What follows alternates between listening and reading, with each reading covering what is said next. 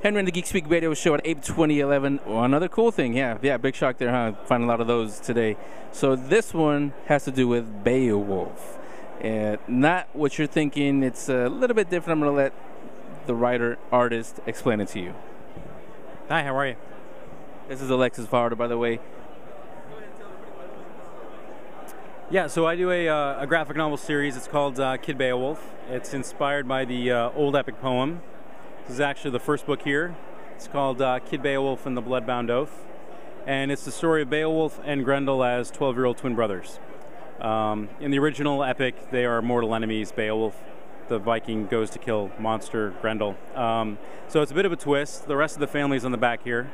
That's their mom, dad, this dragon here is their grandfather.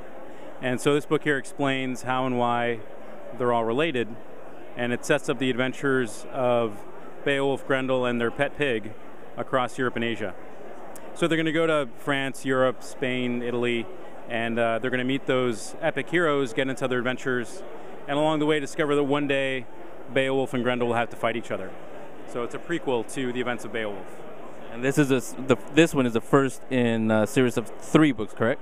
So far there are 3 books. Yeah, book 1 came out in 2008. Book 2 is Kid Beowulf and the Song of Roland. This came out in 2010. And I'm working on book 3 now, which is called Kid Beowulf versus El Cid. This is a teaser poster for that. And this will be out next year about this time.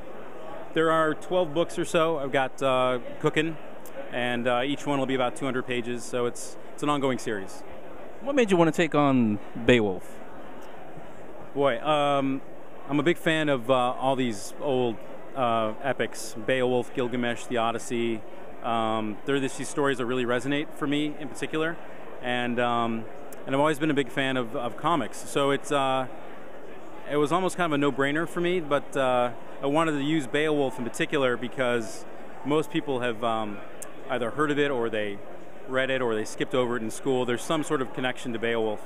So using that as a gateway to introduce folks to something like the Song of Roland, which is a little more obscure, or El Cid, or Asian epics. It's a good gateway to explore this wider array of legends and mythology. This is your first book, or have you worked on any others? I self-published an earlier version of this for years, so I've been cooking on this for a while. Relaunched the series in 2008 with the publisher, so this has really been my main focus for a good many years.